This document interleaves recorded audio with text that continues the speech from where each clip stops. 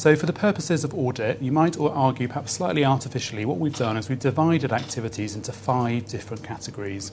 And the reason why we've done that is partly to reflect the fact that people like to learn in different ways, so people have different learning styles, and different styles will suit different individuals.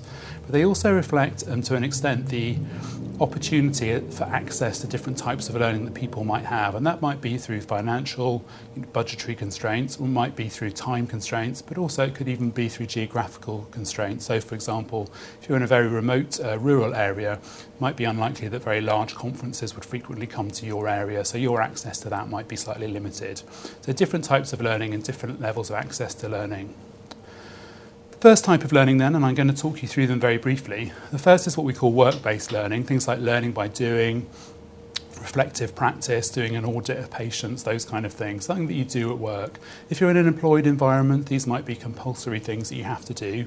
So a number of health and care professionals have to do cardiopulmonary resuscitation every year, for example, might have to do health and safety training, moving and handling training, things like that. Not always things which are necessarily supplied by your employer, but if you're in an employed environment, your access to these types of learning are probably likely to be higher. Reflective practice, what we mean there is it means different things to different people. So for some professions, it'll be very much part of your practice, reflective practice, but for others, it'll be perhaps less familiar. But what we mean really is coming across something in your professional working life, and maybe as a result of that, reflecting on it, changing in some way what you might do, and perhaps as part of that, you may well speak to colleagues or a manager, or do a little bit of research around it, reflect on how things went, and maybe do things differently in the future. And that in itself could be an example of a CPD activity. Second type of learning is what we call professional activities, being involved in your professional body in some way, or being a membership of a specialist interest group, for example, or getting involved in mentoring. Now, we mean something here by being a little bit more than simply being a member of your professional body. You need to be involved in some way, maybe whether it's speaking at a conference or submitting a review or article to a journal or newsletter, something like that. Being involved in the promotion or furtherment of your profession in some way. The third type of learning is what we call formal or educational learning, and I think this is the one that people think of first and foremost, perhaps when they think of CPD. It's fairly self-explanatory. It means things like going on courses or specific training, attending conferences, those kind of things, and hopefully that one is fairly self-explanatory. The fourth type of learning is what we call self-directed learning, things like reading journal articles, reviewing books, could even be watching a relevant television programme or doing internet research. These kind of things could be something that you do on your own, but also it might be something that you decide to do as a group. So, for example, if you all read the same article and then get together to talk about it in a workplace setting, for example. But self-directed learning is the number 4 category. Fifth and final type of learning is what we call other, for want of a better word. It really encompasses things like public service or voluntary work. Now, it must be relevant to your work as a health and care professional in some way. So it could be being an expert witness or perhaps a voluntary role in which you use some of your knowledge and skills as a health and care professional.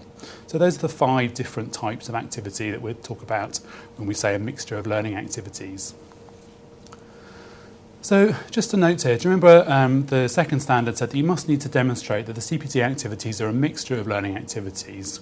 So for the purposes of audit, our assessors would be satisfied that you'd undertaken a mixture, if you'd undertaken at least 3 out of those 5 different types of learning. So you may well do more, but it would be a concern for us if you'd done less, because we wouldn't be able to be satisfied that you'd undertaken a mixture of learning activities. So 3 out of those 5. A few more common concerns or things that we hear or that registrants ask us in terms of activities. So firstly, people sometimes say to us that their employer either doesn't give them time or doesn't give them funding for CPD. Well, we're very sensitive to that, and we appreciate that our registrants, don't work in a vacuum and that there are constraints and you're working in a real life environment. Firstly, it's important to bear in mind that our registrants work in a whole range of settings, and some individuals aren't necessarily employed. So, for example, if you were a sole practitioner in private practice, perhaps working on the high street, actually you wouldn't have an employer, and any time or funding that you needed to spend on CPD would simply be your own time and money. And it's partly for that reason that our system of CPD is very flexible, because it allows for access to lots of different types of learning which don't necessarily involve a lot of time or a lot of funding. And the other thing to bear in mind also is that there's all those different types of learning, and that they're not all about necessarily time or funding.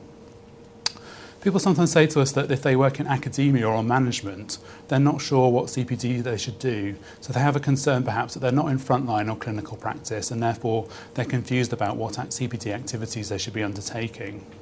Well, the important thing to bear in mind here is that your CPD is very much individual to you and your work.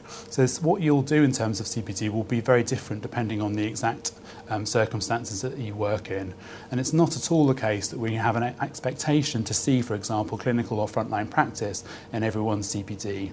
So obviously, things like management training and courses would be relevant in a management post, and also in academia, things which relate to your work and your work with your students. Those would be suitable CPD activities for you. People also sometimes ask us, how do they know whether an activity is relevant? Do they have a concern about, whether they can include a particular activity as a CPD activity?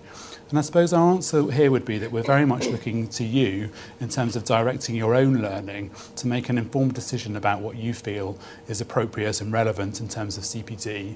There might be some, if you're in an employed environment, some compulsory things that you have to do every year, and that's partly why the wording is in there in the standards, which says that you must seek to ensure. So we hope you seek to ensure that it benefits you and your service users, but it might not actually do so.